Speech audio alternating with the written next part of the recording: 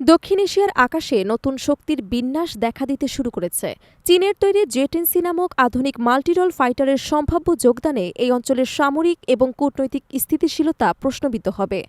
বিশেষত তখনই যখন প্রতিবেশী ভারত অত্যাবধি প্রস্তুত এবং বহুমুখী বিমান বাহিনী নিয়ে দাঁড়িয়ে গেছে।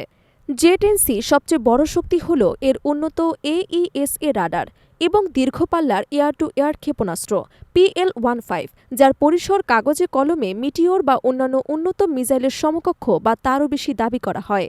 এই ধরনের সক্ষমতা বাংলাদেশকে বাইন্ড ভিজুয়াল রেঞ্জের বাইরে থেকে শত্রুকে লক্ষ্যে আনা এবং প্রথম আঘাত করার সুবিধা দিতে পারে। শুধু প্লেন কেনা নয়, পুরো ইকোসিস্টেম এবং নেটওয়ার্ক সাপোর্ট থাকলে তা কার্যকর হবে। বিপক্ষ হিসেবে ভারতীয় শক্তির মূল স্তম্ভ রাফালে, সুখোই 13, MKI, তেজাস এবং অন্যান্য প্ল্যাটফর্ম। রাফালের সেন্সর ফিউশন, ইলেকট্রনিক ওয়ারফেয়ার সক্ষমতা এবং মিটিওয়ারের মতো অত্যাধুনিক ব্যালিস্টিক রোড স্মার্ট মিসাইল এটিকে নেটওয়ার্ক কেন্দ্রিক আক্রমণে শক্তিশালী করে। সুখোই 13-এর বিশাল পাল্লা এবং থ্রাস্ট ফ্যাক্টরিং ক্লোজ কম্প্যাক্টে কার্যকর হলেও বৃহৎ RCS-এর কারণে স্টেলথ শৈলীর প্ল্যাটফর্মগুলোর বিরুদ্ধে অসুবিধা হতে পারে। তাই কেবল টেস্টের প্রযুক্তি নয়, পাইলট প্রশিক্ষণ, রক্ষণাবেক্ষণ, গ্রাউন্ড কন্ট্রোল, ডেটা লিঙ্ক এবং জটিল সমন্বয় নির্ধারণ করবে এটি কিভাবে আঞ্চলিক ভারসাম্যে প্রভাব ফেলবে।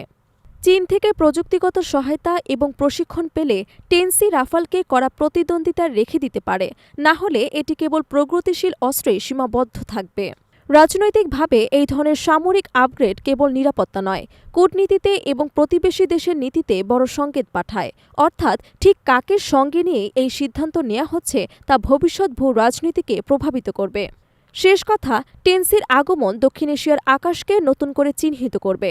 ক্ষমতার বাস্তব প্রভাব নির্ধারণ করবে প্রযুক্তি, ইকোসিস্টেম এবং কৌশলগত সমন্বয়। চাপ বাড়লে প্রতিবেশীদের কৌশল বদলাতে হবে।